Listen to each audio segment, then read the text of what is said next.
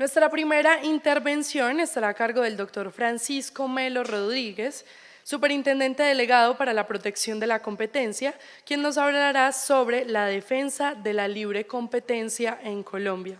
Así que le damos una bienvenida al doctor Melo.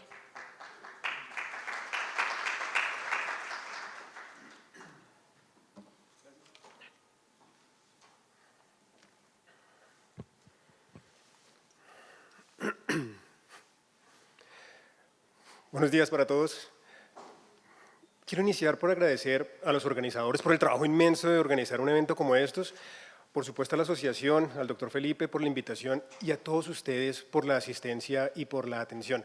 Para mí, de verdad, es un honor dirigirme a ustedes hoy en buena medida en representación de la superintendencia. Hoy quisiera hablar con ustedes de dos temas. El primero está relacionado con el enfoque de la gestión que estamos llevando y el plan de trabajo en lo que se puede contar que tenemos preparado hasta agosto de 2026. Y el otro está relacionado con un ejercicio para recorrer algunos aspectos fundamentales de las principales actuaciones administrativas que desarrolla la entidad, principalmente lo relacionado con las investigaciones y los trámites de integraciones empresariales, para efectos de plantear la posición de la superintendencia en esos puntos que creo que son controvertidos y explicar, con las limitaciones de tiempo que tenemos, los fundamentos específicos de esa posición. El objetivo de este ejercicio es que podamos tener mejores elementos de juicio para someter a examen esas posiciones y continuar con ese trabajo de mejoramiento continuo que la delegatura pretende desarrollar. Empecemos entonces con el primer punto, que es el relacionado con el enfoque de la gestión y el plan de trabajo que tenemos en la delegatura. Y para esto, concentrémonos principalmente en lo relacionado con las investigaciones en materia de protección de la competencia. El objetivo, el enfoque de la actuación es muy concreto, vamos a investigar más. La idea es construir más investigaciones y mejorar los tiempos de respuesta de la investigación. Y esto es importante hacer dos precisiones en relación con este punto. La primera precisión es comprender adecuadamente cuál es la naturaleza y la significación de la investigación. La investigación no es una sanción, la investigación es un debate público en el que haremos un ejercicio de construcción colectiva con todos los intervinientes dentro del proceso para determinar qué es lo que está ocurriendo en un caso específico y sobre esa base adoptar las consecuencias jurídicas que establezca la normativa aplicable. Es un escenario abierto de debate público y de un ejercicio imparcial por parte de la superintendencia. Ya me voy a detener en ese punto. El segundo aspecto que es importante precisar está relacionado con la lógica y la función de este enfoque de la gestión. Nosotros somos absolutamente conscientes que las investigaciones no van a salvar el mundo. Somos conscientes de que hay mejores mecanismos que pueden promover en mejor medida la protección del régimen de la libre competencia. En particular, los mecanismos de los programas de compliance, todo lo relacionado con la autogestión en esta materia. Pero estamos convencidos de que mecanismos de esa naturaleza solo pueden funcionar en tanto exista una autoridad fuerte y que esté activa para efectos de promover adecuadamente la implementación de esos mecanismos, que son los que en últimas van a lograr cumplir el objetivo de la promoción y el respeto de las reglas de libre competencia. Con esa lógica, ¿cuál es el plan de trabajo? Nosotros hemos desarrollado un plan de trabajo que está pensado, si llego hasta allá, hasta agosto de 2026, y tiene dos partes. La primera está relacionada con las investigaciones que tenemos. Hoy en la delegatura estamos andando con 38 investigaciones. El plan de acá hasta finalizar febrero es que podamos sacar 25 de esas 38 investigaciones, terminar la instrucción en lo que tiene que ver con el desarrollo de esos casos. Eso implica la expedición del informe motivado o terminar el trámite de incumplimiento de instrucciones de que se trata y pasarlo al despacho de la superintendente. Las otras 3 investigaciones más los que podamos construir de aquí a allá, la idea es poderlas terminar hasta agosto del año entrante. En lo que tiene que ver con los casos nuevos, nosotros venimos haciendo permanentemente un ejercicio de análisis sobre la base de todos los casos que tenemos en etapa de averiguación preliminar y la cantera de casos que están en las quejaturas de la Delegatura para la Protección de la Competencia. Nuestra expectativa sobre la base de lo que tenemos ahí y la experiencia que hemos formado a lo largo de los años es que de aquí a agosto podamos construir alrededor de 35 casos nuevos para efectos de iniciar investigaciones en ese tema. Ahora, ¿qué tipo de casos? Normalmente una persona en la posición de dirigir una operación como la delegatura tiene que plantearse una pregunta acerca de ¿qué casos quiero? Poquitos pero muy grandes, casos un poco más fáciles de llevar pero que sean muchos. Nosotros consideramos que esos dos objetivos no son excluyentes y tienen un valor muy importante desde dos perspectivas. Los tipos de casos que vamos a trabajar tienen dos categorías que en el argot de la delegatura se conocen como los casos de atención al ciudadano y los casos de alto impacto. Los casos de atención al ciudadano son casos mucho más fáciles de identificar, que tienen una carga, un costo mucho más manejable en la administración del proceso, plantean retos probatorios mucho más limitados, pero mantienen su importancia para efectos del cumplimiento de la función.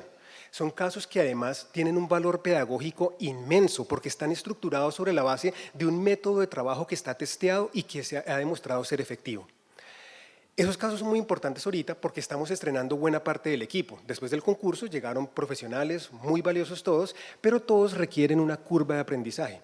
Este tipo de casos son un instrumento muy valioso para que, guiados por los funcionarios que tienen mayor experiencia, puedan hacer ese camino de la curva de aprendizaje con casos importantes, relevantes para el cumplimiento de la función, pero que dan un valor pedagógico muy, muy grande para las personas que están llegando nuevas a la delegatura.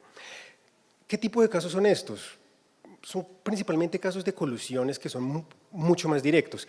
Un ejemplo hay un caso que se llama Suministros Fiscalía. Es un caso que empezó con una denuncia por un proceso de selección de 100 millones de pesos.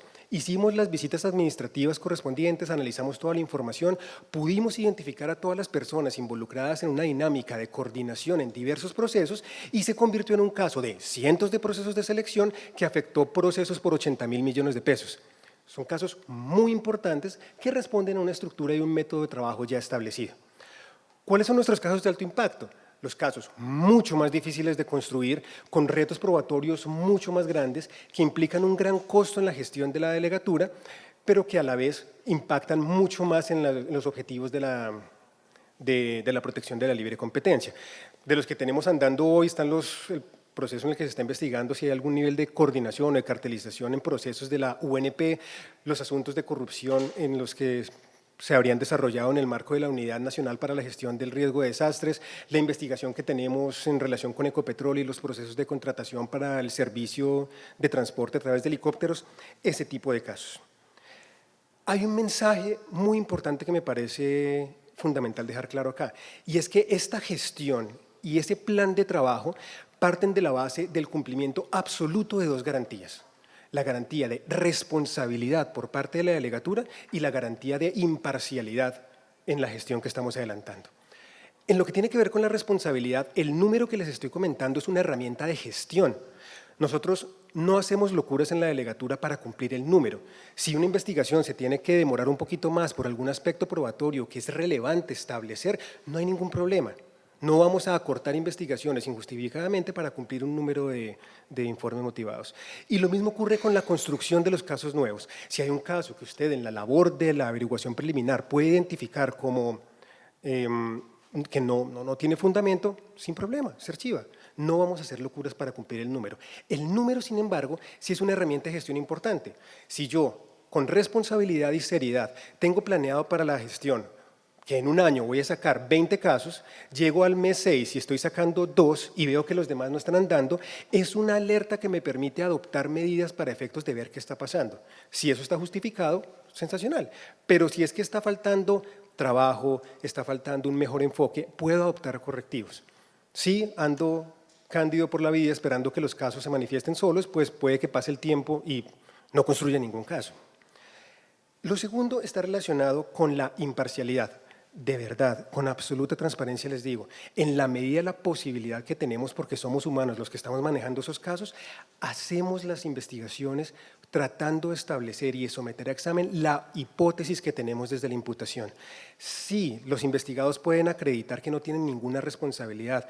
Sí, se logra acreditar y desvirtuar los fundamentos de la imputación, sin ningún problema vamos a recomendar que se archive la investigación. Y en este caso sí puedo hablar en nombre de la superintendente, sin ningún problema se archivará la investigación en ese caso. El punto es que en la labor de investigación tratamos de promover adecuadamente el cumplimiento de las reglas de competencia en un escenario de construcción colectiva que tiene y está enfocado a ese propósito. establecer concretamente qué fue lo que pasó como resultado de una actividad probatoria y adoptar las consecuencias jurídicas asociadas a ese resultado. En relación con este aspecto del enfoque de la gestión, hoy me iba a traer esa corbata, menos mal no me la traje porque habría salido otra vez. Un punto más sobre el diseño de los programas de socialización y de construcción de cultura de cumplimiento que estamos tratando de hacer desde la dirección de cumplimiento.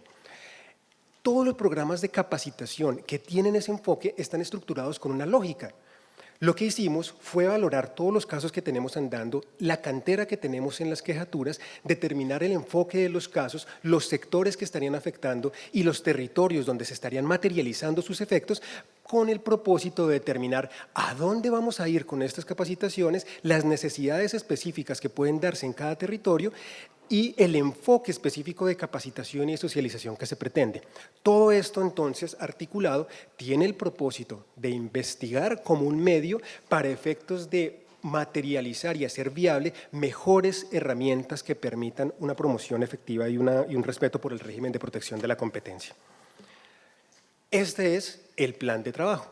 Ahí nos vamos a descachar, seguramente no voy a lograr cumplir todos esos números, pero el punto fundamental es tener una meta, un punto de referencia y trabajar duro para efectos de cumplir adecuadamente la función. Quisiera ahora hacer un ejercicio muy rápido de hacer un recorrido por las dos principales actuaciones dentro de la delegatura, las investigaciones en materia de protección de la competencia y un par de aspectos en el trámite de integraciones. ¿Cuál es el propósito? Identificar algunos aspectos que son controversiales, plantear la posición de la superintendencia en esos puntos y los fundamentos que tiene esa posición. El objetivo es doble, por un lado, pues ustedes vean, de verdad no hacemos locuras, esto tiene un fundamento, y lo segundo, dejar sobre la mesa la posición y sus fundamentos para continuar con una labor de someter a examen en un ejercicio de mejoramiento continuo para ver qué se puede mejorar en el marco del desarrollo de estos dos tipos de actuaciones. Este ejercicio parte de dos precisiones de contexto que son muy importantes. Y la primera está relacionada con el primer y más grande problema que existe en la administración de las investigaciones en el régimen de protección de la competencia. Y es que aspectos fundamentales de esa actuación están regulados por normas que son prestadas.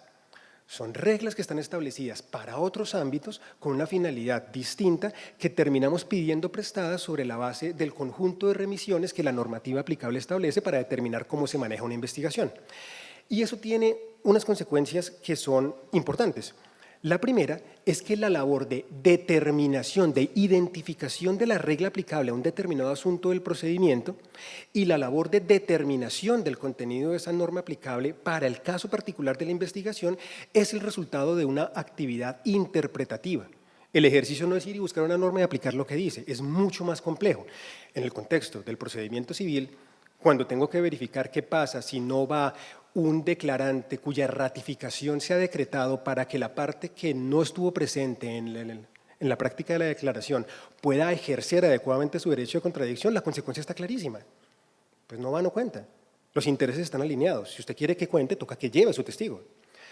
Pero la aplicación de esa misma regla no juega en las mismas condiciones cuando la persona que tiene que ir y la persona que debería traer al declarante, pues es la persona beneficiada con que no venga. Y toca hacer un ejercicio interpretativo para ver cómo se aplica esa regla en el contexto de la investigación y qué consecuencias puede tener desde una perspectiva probatoria.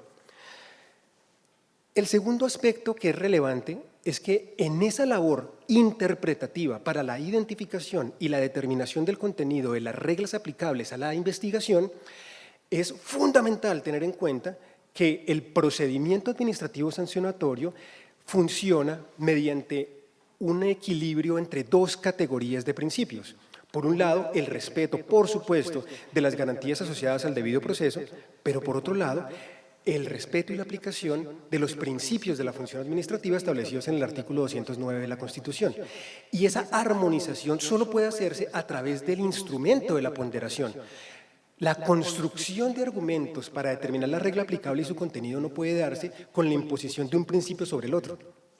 Tiene que darse mediante una ponderación que implica que se limiten razonablemente ambos contenidos de principio para aplicar en la mejor medida posible cada contenido en la decisión específica. Y esa regla, que es fundamental, es necesaria para ordenar el debate, para saber cómo llevar la investigación y plantear estrategias en el marco de la actuación. Con este contexto, hagamos muy rápido un recorrido en algunos puntos fundamentales de la actuación administrativa. Y el primero que quisiera resaltar es el de las visitas administrativas. Recientemente ha habido una discusión profunda, importante y valiosísima en relación con cómo se hace una visita administrativa en el contexto del régimen de protección de la competencia. Se discute cuáles son las facultades de la superintendencia, qué actividades pueden desarrollar los funcionarios y contratistas que practican esas pruebas y cuál es la forma de desarrollar la actuación de esa diligencia administrativa. Todo eso es valiosísimo. Y hay espacios de construcción colectiva de conocimiento que aportan mucho en ese debate. De hecho, hoy al final de la mañana vamos a tener un panel relacionado con ese punto. Y eso es muy valioso para someter a examen la normativa y también la gestión de la superintendencia. Pero el ejercicio que quiero y me parece importante proponerles es pongámonos en los zapatos de la funcionaria o del contratista que tienen que hacer la visita administrativa. Ese funcionario o esa contratista tienen que plantearse una pregunta. ¿Cómo voy a hacer mi visita administrativa? Y para esa pregunta, para contestarla, es fundamental establecer y precisar el contenido de la pregunta. Ahora, para precisar el contenido de la pregunta, podemos utilizar con algún nivel de imprecisión, pero con mucha claridad, creo yo, dos categorías que nos van a dar luces sobre cómo es la pregunta.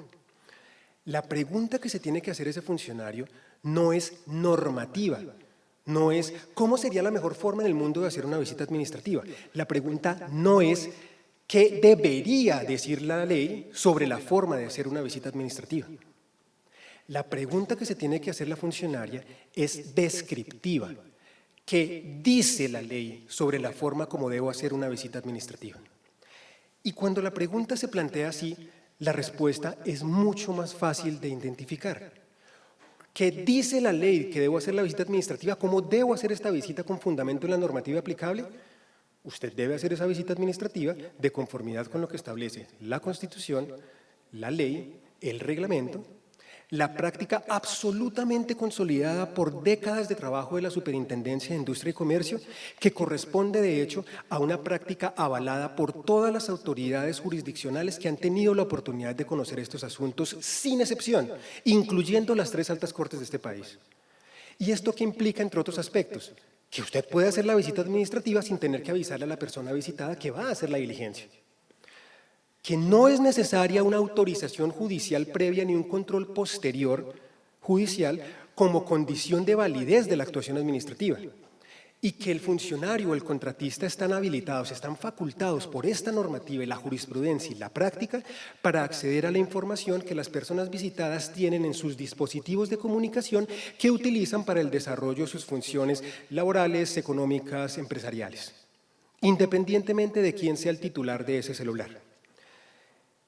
La conclusión a la que puede llegar el funcionario o la contratista es que tiene que hacer lo que dice la normativa, lo que ha avalado los jueces y lo que corresponde con la práctica de la superintendencia durante las últimas décadas. Los debates acerca de si debería ser de otra forma, que son valiosísimos, que pueden promover reformas normativas si es el caso, no es algo que pueda tener en cuenta el funcionario al momento de determinar cómo debe actuar. El funcionario se le va a juzgar sobre la base de la aplicación de lo que dice la ley, no de la mejor forma que debería decir la ley. Cierro este punto con un ejemplo. Imagínense que la Superintendente de Industria y Comercio desarrolla una investigación y sanciona a Francisco Saz por cuenta de que le encontró responsable de una infracción a las normas sobre competencia. Y el abogado de Francisco Saz argumenta lo siguiente: la sanción de la superintendente no es válida porque considero, en mi concepto, que la autoridad de la competencia debería estar estructurada en una forma colegiada parecida a un tribunal. Claramente eso no tiene ningún sentido, pero ese caso extremo nos permite valorar los enfoques con los que se puede juzgar o responder la pregunta que el funcionario o la contratista que hacen la visita tienen que responder. Es exactamente lo mismo desde un punto de vista de contenido y de la lógica de la pregunta el siguiente ejemplo. Si la superintendencia hace una visita administrativa en la forma en que establece la normativa aplicable, de la misma forma que se ha hecho durante los últimos 30 años, de conformidad con lo que sin ninguna excepción las autoridades jurisdiccionales han avalado, no es razonable un argumento que sostenga que la visita administrativa no es válida porque en concepto del opositor debería exigirse una autorización judicial como condición de validez de la visita. Más allá de contribuir o no al debate, que me parece fundamental, lo que quiero aterrizar acá es, en la superintendencia, o en este momento estamos en visita administrativa, por cierto, estamos haciendo las visitas administrativas en la misma forma que dice la normativa aplicable, como se han hecho en los últimos 30 años y de la forma en que ha sido avalada por todas las autoridades jurisdiccionales. No, esto no es una actitud retadora, es porque así debe actuar el funcionario que tiene que guiar su comportamiento sobre la base de lo que dice la ley y no sobre la base de lo que el funcionario pueda creer que es lo mejor o más conveniente.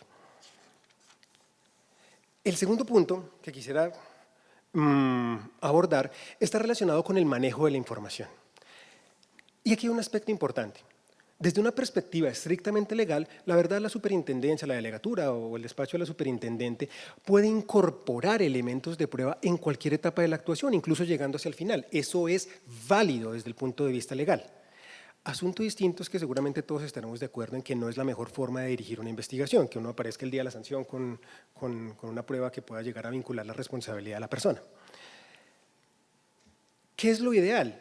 Que en una etapa bastante inicial de la actuación administrativa pueda haber un instrumento que permite establecer cuál es el conjunto del material probatorio con base en el cual se va a tomar la decisión en un sentido o en otro.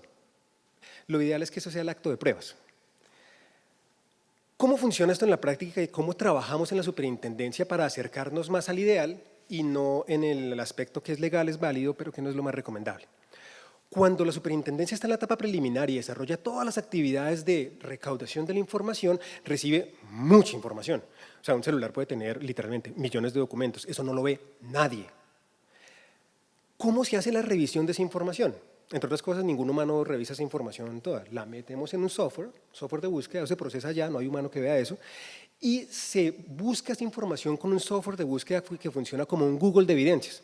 Usted le pone vectores de búsqueda con base en su hipótesis inicial preliminar de lo que quiere establecer y eso le arroja los resultados que correspondan con esos vectores de búsqueda. El resto nadie lo mira, no hay humano que mire eso. Una vez que se arrojan esos resultados, los investigadores revisan la información y nuevamente con absoluta transparencia les digo, los investigadores hacemos un ejercicio para someter a examen la hipótesis preliminar con la que estamos trabajando, para resaltar tanto las pruebas que pueden llegar a fortalecer esa hipótesis como las pruebas que pueden llegar a controvertirla. Y si en el balance las pruebas que controvierten la hipótesis ganan, no hay problema, se cierra, sin ningún inconveniente. Seguimos con el siguiente caso, es lo mejor para la gestión. Si en cambio las pruebas dan lugar para fundamentar una imputación, pues sale el acto de apertura de la investigación. Y viene la segunda parte de la discusión, la posición de la defensa. Cuando llega la defensa, normalmente llega una nueva hipótesis o argumentos que están orientados a desvirtuar los fundamentos de la hipótesis de la imputación. Y eso normalmente puede generar la necesidad de que tengamos que volver al software de búsqueda que tiene millones de documentos, pero esta vez para buscar a la luz de esa nueva hipótesis que se está presentando en la defensa y de los argumentos que están orientados a discutir los fundamentos de la imputación. Ahí se hace una nueva revisión y nuevamente con absoluta transparencia les digo, la revisión es para someter a examen la hipótesis de la defensa, para encontrar elementos que puedan controvertirla, pero también encontrar los elementos que puedan apoyarla. Y todo eso viene a un cuaderno que se terminó llamando Cuaderno Pruebas Apertura, que coge los documentos que están en el expediente, es válido, está ahí, pero se los pone en un solo cuaderno para facilitar la revisión. Cuando esa tarea la hacemos bien y el tema de prueba está claro, ahí ya sabemos cuál es el conjunto de material probatorio que se va a utilizar para efectos de adoptar la decisión y ya no hay que volver otra vez al repositorio de los millones de documentos donde puede haber otros elementos que eventualmente sean relevantes. De manera excepcional, si en el desarrollo de la etapa probatoria surge una nueva hipótesis, algún aspecto que implique volver a revisar, pues se vuelve a hacer la tarea. Pero esto tiene dos aspectos relevantes para resaltar. El primero es que la idea es que sea excepcional, porque una vez establecida la hipótesis de la imputación y la hipótesis de la defensa, tenemos tema de prueba, ya sabemos qué es lo que necesitamos resolver y ya hicimos la revisión de los millones de documentos para sacar de ahí lo que es relevante para resolver el caso en un sentido o en otro. Lo segundo es que en toda ocasión en que se hace ese ejercicio, se concede a todos los intervinientes dentro del proceso una oportunidad para que conozcan el documento y para que puedan manifestar lo que consideren, controvertirlo o pedir pruebas en relación con ese documento particular. Esa es la forma en que estamos trabajando para acercar más el manejo de la investigación a lo que es el ideal y no digamos, caer en aspectos que son legales pero que son problemáticos en la administración de un caso como estos. Tercer elemento, dos aspectos del dictamen pericial. El primero está relacionado con el trámite y la oportunidad. El segundo está relacionado con la utilización del dictamen pericial como mecanismo para discutir la autenticidad y el contenido de documentos aportados al proceso. Vamos con lo primero.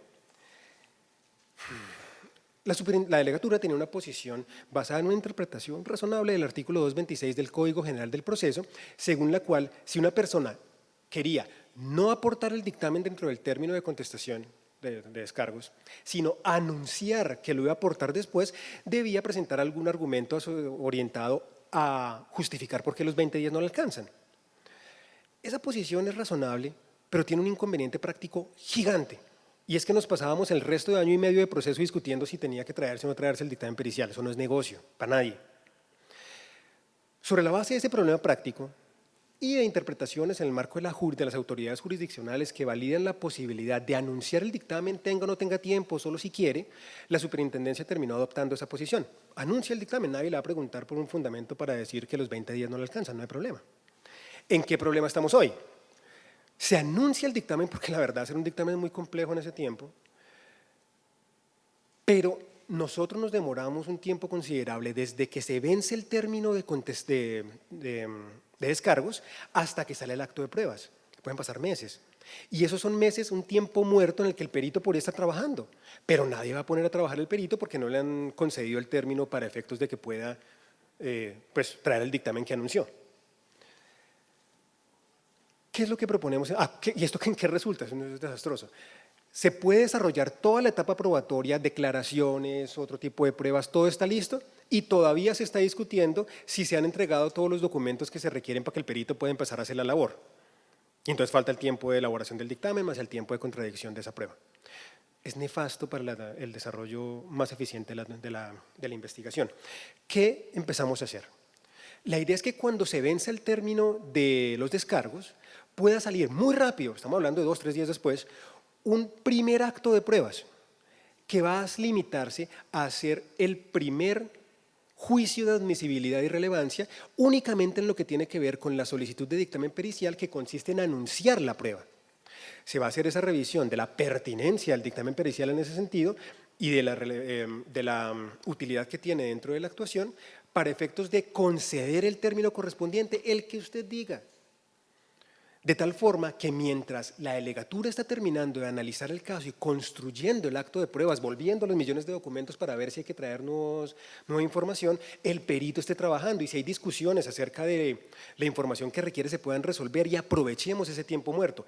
El resultado será que cuando salga el acto de pruebas, el dictamen ya estaría trabajado, practicamos el resto de pruebas que normalmente son mucho más rápidas, hacemos todas las labores de contradicción del dictamen y acortamos sustancialmente la etapa probatoria de la investigación, garantizando que todo el mundo pudo traer todas las pruebas que considera relevantes para su caso. El otro aspecto que es importante comentar muy rápido es la utilización del dictamen pericial como instrumento para controvertir la autenticidad y el contenido de documentos. ¿Cuál es la práctica que ha sido usual, se ha visto en algunos casos? Y es la intención de discutir autenticidad o contenido a través de este dictamen pericial. Y la lógica de esa forma de contradicción es la siguiente. Solicito un dictamen pericial que esté orientado a verificar el cumplimiento de las condiciones que determinan la validez de la obtención y copia de la información, principalmente digital, y que está orientado a verificar que se cumplieron las condiciones de la cadena de custodia. Y sobre la base de los resultados de esa revisión, pretendo formular argumentos que puedan controvertir la autenticidad del contenido del documento. Concentrémonos para facilitar la exposición en el tema de autenticidad, que es mucho más concreto, pero la lógica es la misma. Esa forma de pedir la prueba tiene dos problemas. El primero es que pone al contrario la lógica de la impugnación de documentos y hace que sea improcedente esa práctica. Y lo segundo es que permite que se consolide la presunción de autenticidad con la que llega todo documento, lo que implica que hace improcedente el dictamen pericial por falta de utilidad. Entonces vamos con lo primero. En el contexto, con base en las normas del procedimiento civil que son aplicables en materia probatoria, para usted impugnar la autenticidad de un documento, tiene que atacarlo mediante la tacha o el desconocimiento, dependiendo de a quién se atribuye la autoría y la elaboración. Pero para ejercer esos mecanismos de impugnación, usted primero tiene que resaltar el defecto del documento y luego tiene que pedir pruebas para efectos de acreditar el defecto del documento. No es al contrario. No primero pido la prueba y si encuentro un defecto, entonces lo resalto. Usted resalta el defecto y luego pide la prueba. Y esto es factible. Todas las pruebas, normalmente en un caso normal, que aparecen como fundamento de la imputación en la carpeta pruebas de la apertura, están originadas en la información que principalmente se obtuvo de los investigados. Luego, si hay un correo en el que dice, un chat en el que Francisco le dijo al doctor Felipe XYZ, y yo voy a mi chat porque yo conservo la información en el celular, y digo, oiga, no, yo no le dije al doctor Felipe XYZ, yo le dije ABC. Ahí puedo señalar el defecto del documento y si pida la prueba que quiera para efectos de corroborar que fue alterado. No se cumplieron las condiciones de validez que determinan la autenticidad del documento, el contenido del documento. Pero no es al contrario. El segundo problema está relacionado con la utilidad de la prueba. Básicamente todo documento llega al proceso con una presunción de autenticidad, es decir, con unas condiciones en las que si no se acredita lo contrario, podemos concluir que a quien se atribuye la autoría es el autor del documento. Si la persona no controvierte esa presunción de autenticidad mediante la utilización de la tacha o el desconocimiento, permite que se consolide la presunción y por lo tanto el hecho de la autoría del documento queda establecido dentro de la actuación. Por lo tanto, una prueba, que es el dictamen pericial, que está orientada a determinar y a controvertir quién es el autor del documento, termina siendo inútil sobre la base de la posición que la jurisprudencia de la Corte Suprema de Justicia tiene en esta materia. Una prueba es inútil si el hecho que pretende establecer ya está establecido dentro de la actuación con otras pruebas. Por esa razón, la utilización del dictamen pericial para controvertir la autenticidad o el contenido de documentos no se considera útil si sigue esa lógica. Hay otros aspectos probatorios muy rápido, perdón. Bueno, gracias. Aspectos probatorios muy rápidos y quisiera detenerme en un aspecto relacionado con la valoración de pruebas. Aspectos probatorios. El otro día, en otro evento organizado por la asociación, se discutían temas de la práctica de las declaraciones, como por ejemplo que en el marco del interrogatorio de parte si se cobran o no se cobran las 20 preguntas. Hay razones jurídicas y prácticas que llevan a concluir que ese límite no es aplicable en el contexto del procedimiento administrativo sancionatorio. Me detengo muy rápido en las prácticas. Se supone que en un interrogatorio de parte, el que primero pregunta es la administración y se supone que tiene que hacer un interrogatorio exhaustivo. Si tenemos tema de prueba claro, las pruebas ya establecidas en el acto de pruebas, hacemos un interrogatorio exhaustivo, la verdad es muy raro que alguien tenga más de 20 preguntas que hacer. Y si las tiene, bienvenidas, no hay ningún inconveniente. Lo segundo, si la parte puede aportar en el interrogatorio documentos, en el contexto del procedimiento civil no puede hacerlo por una razón relacionada con la transparencia y la oportunidad y las oportunidades probatorias. La lógica de eso es que yo no pueda sorprender a mi contraparte el día del interrogatorio cuando la posibilidad de reacción está mucho más limitada. La idea es no sorprender. Pero en el procedimiento administrativo no hay a quien defender de la sorpresa. Si nos quieren sorprender, está bienvenido, no hay inconveniente. Tenemos un deber de investigación integral y si la prueba sale después, no pasa nada. La ratificación de declaraciones. Hace poco tuvimos una discusión acerca de un argumento que sostenía que la diligencia de ratificación de una declaración no era válida porque no se hicieron en el mismo orden de la audiencia inicial el conjunto de preguntas que constituían el tema de prueba. Hombre, la exigencia de la ratificación como un mecanismo para materializar el ejercicio del derecho de contradicción es que se trate sobre los mismos temas, si lo hace en otro orden, si cambia las palabras, no pasa nada. pero el punto es que trata sobre los mismos temas. Quisiera detenerme muy rápido sobre unos aspectos fundamentales de valoración probatoria, que son fundamentales no solo para efectos de tomar la decisión al final, sino para construir y ejecutar una estrategia dentro del proceso para todos los involucrados, la autoridad, los investigados y los terceros interesados. No es raro, en ocasiones, encontrar como posturas de la defensa que parecen partir de una base un poquito equivocada sobre tres aspectos que son fundamentales en la actuación. ¿Cuál es el estándar de prueba del caso? ¿Quién tiene la carga de probar los aspectos relevantes del caso? ¿Y qué tipo de pruebas son útiles para efectos de establecer las pruebas que son relevantes para el caso? Hay veces usted encuentra casos, la colusión es un muy buen ejemplo, en un caso de colusión que tiene 35 elementos que sugieren que existe una coordinación entre los proponentes, en las que hay alguna comunicación directa en la que es consistente con la hipótesis de coordinación, que hay una explicación económica que evidencia que el comportamiento de las ofertas es coherente con la hipótesis de colusión, y usted encuentra una defensa muy tranquila que considera que el estándar de prueba no ha superado el estándar de más allá de duda razonable, que es el estándar más riguroso en nuestro ordenamiento, que en realidad la carga de la prueba siempre la tiene la administración, entonces yo puedo adoptar una posición pasiva, y que en todo caso la administración está llena de indicios y usted con prueba indirecta no puede construir una decisión sancionatoria. Y pues van por el proceso, digamos, muy tranquilos, con una posición muy pasiva, y eso está mal. ¿Qué pasa ahí? ¿Cuál es el estándar de prueba? No es el de más allá de duda razonable. No hay ninguna regla dentro del procedimiento administrativo sancionatorio aplicable a esta actuación que permita llegar a esa conclusión. El estándar de prueba es el que se sigue de la aplicación de la regla de valoración probatoria que está establecido en el artículo 176 del Código General del Proceso. En un ejercicio de adjudicación como estos, al final de cuentas, hay un conjunto de hipótesis que tenemos que medir.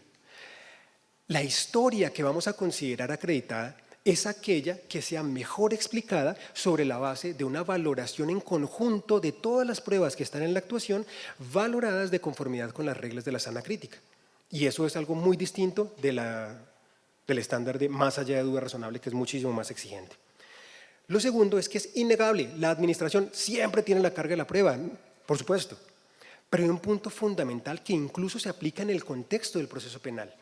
Cuando la administración cumple su carga de la prueba sobre la base de los estándares probatorios aplicables al caso, del precedente y la normativa que se aplica a la situación, la carga de desvirtuar esos fundamentos o de acreditar la veracidad de la historia alternativa que permite hacer improcedente una conclusión de responsabilidad ya no es de la administración. Al investigado le toca ponérsela a 10 y traer la prueba. Y por último, en este procedimiento aplica la regla de libertad probatoria. Los hechos relevantes para la actuación se pueden acreditar con cualquier medio de prueba, incluyendo las pruebas indirectas. Luego, usted puede construir una decisión sancionatoria mediante una construcción indiciaria derivado de indicios, en tanto que sean plurales y convergentes y suficientes para reunir los estándares de prueba. ¿Cuál es el mensaje de todo esto? Con absoluta sinceridad, la investigación la concebimos desde la delegatura como un verdadero ejercicio de construcción colectiva, en la que todos los que estamos participando ahí, la autoridad, los investigados, los terceros interesados, estamos trabajando para establecer qué fue lo que pasó, cuál es la historia que se puede contar en un caso y para adoptar las consecuencias jurídicas derivadas de la realidad que se puede establecer ahí. Este tipo de posiciones es bueno plantearlas para que estén sobre la mesa y se facilite el ejercicio de someterlas a examen. Si hay algo que no estamos entendiendo bien, algo que tenemos mal planteado, sin problema, sigamos conversando sobre eso. Y si no tenemos razón, sin problema, lo cambiamos. Cierro ya, perdón, una cosa rapidísima sobre integraciones. Cuando la integración pasa a fase 2 y se ve la necesidad de que se propongan condicionamientos, la práctica que estaba desarrollando la superintendencia consistía en mandar el oficio diciendo, oiga, por favor venga aquí a la reunión y que le vamos a contar qué nos preocupa. La gente llegaba a la reunión y allá entonces el equipo de la superintendencia le decía, me preocupa el aspecto X, Y y Z. Pero eso desaprovechaba mucho una oportunidad de interacción directa que es valiosísima en este tipo de actuaciones, porque usted al final del ejercicio, más allá de un análisis un poquito prospectivo de qué será lo que le preocupa a la superintendencia, pues va a llegar sin la posibilidad de prepararse adecuadamente para aprovechar esa reunión, como estamos haciendo desde hace un tiempo. En la convocatoria a esa reunión, que está prevista en la normativa, se indica con el grado de detalle que puede darse en un momento que no corresponde a la decisión final, cuáles son las preocupaciones que tiene la superintendencia y los fundamentos que puede tener. La idea de este ejercicio es que cuando los intervinientes lleguen a la reunión tengan una noción sobre de qué es que vamos a hablar y tengan mejores elementos de juicio para poder hacer dos cosas. La primera, someter a examen la existencia misma de la preocupación. Estamos completamente abiertos a conversar sobre eso. Si de verdad estamos viendo mal las cosas, no, mire, si usted ve estas pruebas, si usted ve estas consideraciones, vea estos nuevos elementos de juicio, la preocupación no existe. Si tiene razón, no hay problema, sensacional. Y la segunda función es que si la preocupación sí existe, usted ya pueda llegar mucho mejor preparado para efectos de empezar a promover la proposición de sus condicionamientos. Esos son espacios de interacción directa valiosísimos para nosotros porque de verdad hacemos un ejercicio juicioso, pero el escritorio es limitante. La interacción directa con los protagonistas del mercado siempre es muy valiosa. Muchísimas gracias a todos, perdón que me pasé un poquito del tiempo. Muchas gracias.